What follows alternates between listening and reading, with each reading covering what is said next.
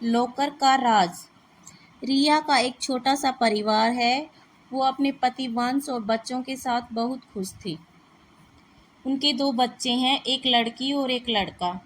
रिया के पति का एक छोटा सा कारोबार है जिससे उनके घर का गुजारा और बच्चों की पढ़ाई अच्छे से हो जाती है।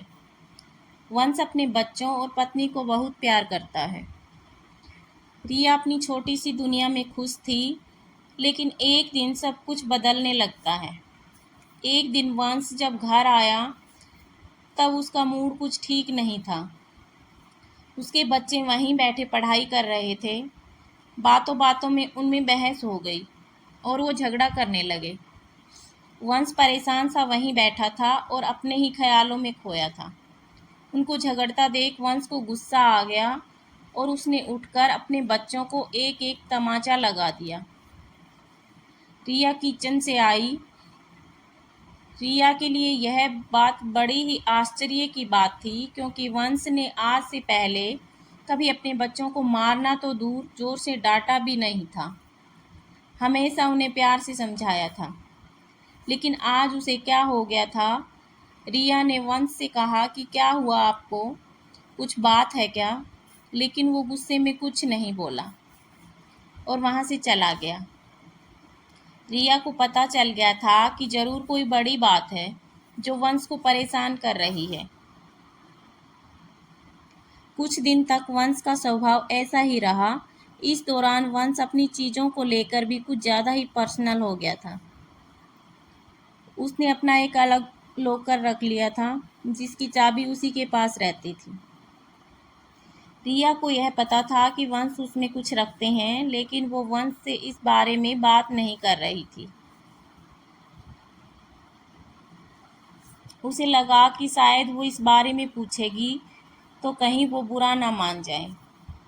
ऐसे ही आजकल उनका मूड कुछ सही नहीं रहता है, इसलिए उसने इस बारे में बात नहीं की। वंश कुछ दिनों से अब अकेला रहने लगा था। बच्चों से भी ज़्यादा बातें नहीं करता था। रिया को यह बात खटकने लगी। एक दिन जब वंश अपने लॉकर में कुछ रख रहा था, तब रिया वहां आ गई।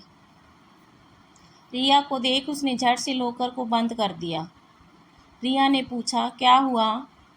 ऐसा क्या है जो आप छिपा रहे हैं? क्या हो गया है आपको? कुछ बात है तो बताइए ना। वंश ने कहा, कुछ नहीं, कुछ होगा तो मैं तुम्हें बताऊंगा। ऐसा कुछ नहीं है। रिया को अब चिंता सताने लगी कि उसे अपने पति का बदला रूप साफ दिखाई दे रहा था। घर में शांति ना हो तो उसका असर सब पर पड़ता है। करीब 1 महीने तक उसके पति का यही रूप रहा, लेकिन 1 महीने बाद अचानक वो फिर से बदलने लगा। पहले की ही तरह बच्चों से बात करने लगा। शांत और सरल पहले से भी ज़्यादा हो गया। रिया खुश तो थी, लेकिन उसके मन में अभी शंका और संकोच बना हुआ था कि अपने पति के इस तरह के बदलाव से उसके मन में अभी तक दुविधा थी। सब कुछ धीरे धीरे फिर से पहले जैसा होने लगा, लेकिन अभी भी वंश अपने लॉकर को नहीं छोड़ता था। लॉकर पर ताला ही रहता था और ना ही उसे किसी को हाथ लगाने की इजाज़त होती थी।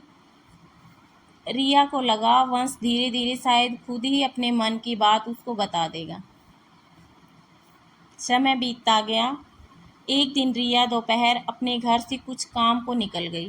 वंश दुकान पर थे और बच्चे स्कूल चले गए थे, इसलिए वो घर के काम से खुद गई। लेकिन बाहर जाने पर उसे पता नहीं था कि उसे ऐसा कुछ दिखाई देने वाला है। उसे वहाँ वंश दिखाई दिया, वो भी एक बहुत ही खूबसूरत औरत के साथ, और वंश उसे पैसे भी दे रहा था। उसको देखकर रिया छिप गई ताकि वो दिखाई ना दे, लेकिन अब उसके मन में सवालों के भूचाल आ गए थे। तरह तरह के ख्याल आने लगे थे कि इस औरत की वजह से ही शायद उसके पति में बदलाव आया है। शाम जब वंश घर आया तो रिया ने पहले ही कुछ सोच रखा था। उसने वंश से पूछा, दिन कैसा गया? कहीं गए थे या दुकान पर ही थे? वंश ने कहा, नहीं, दुकान पर ही था। कहाँ जाऊँगा? रिया को पता था कि वंश झूठ बोल रहा है, लेकिन क्यों और किस कारण से यह उसे पता नहीं था। उस दिन से रिया वंश पर नज़र रखने लगी। वो बीच बीच पर दुकान पर जाती और वंश का फ़ोन चेक करती थी, लेकिन अगले 1 महीने तक उसे कुछ नहीं मिला। वंश ना तो उस औरत से मिला, ना कुछ और। लेकिन फिर महीने की 1 तारीख वो उससे फिर मिलते दिखाई दिया, उसे पैसे देता दिखा। रिया को फिर समझ नहीं आया कि आखिर यह बात क्या है। कुछ महीनों तक उससे देखा कि उसे पता चला कि वंश हर महीने उस औरत को पैसे देता है। रिया ने महीनों तक इस बात को देखा था।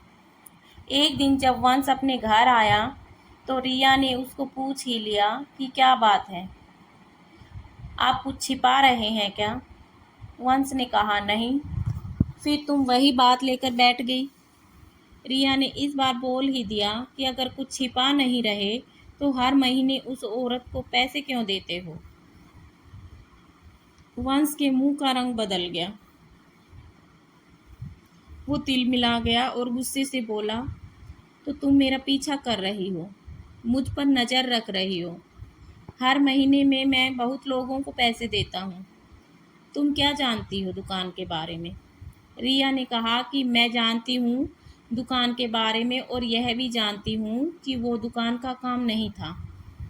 वंश ने कहा कि तुम्हें जो समझना है समझो, मुझे तुम्हें कोई सबूत देने की ज़रूरत नहीं है। वो बात वहाँ ख़त्म नहीं हुई। रिया ने उसके बाद भी वंश पर नज़र रखी, लेकिन अब उसे वो उसके साथ फिर दिखाई नहीं दी। रिया ने सोचा कि शायद वंश ने अब मिलने की जगह बदल दिया होगा। वंश का लॉकर भी उससे अब खटकने लगा था। उसे लगा कि हो ना हो शायद इसी में वो राज है जो उस औरत और वंश के बीच में है। जब वंश नहीं था तब उसने कोशिश की उस लॉकर को खोलने की, लेकिन वो नहीं खुला। घर में बच्चों को देखकर रिया चुप हो गई। उसने इस बात को घर में उठाना बंद कर दिया। उसे लगा कि उसके बच्चों पर इसका बुरा असर पड़ेगा, और वो नहीं चाहती थी कि ऐसा हो। समय बीतता गया। करीब 2 साल बाद वंश की तबीयत खराब होने लगी। उसको सांस लेने में प्रॉब्लम हो रही थी।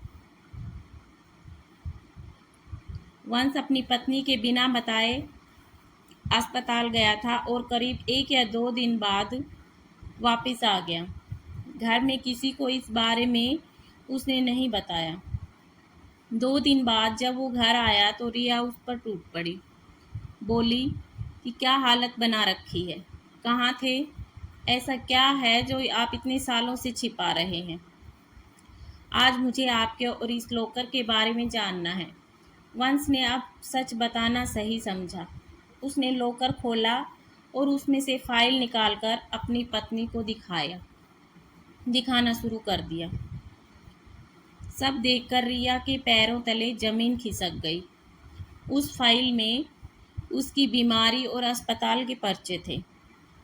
वंश ने बताया कि आज से ठीक 3 साल पहले उसे पता चला था कि उसे एक गंभीर बीमारी है और ज़्यादा दिनों का मेहमान नहीं है।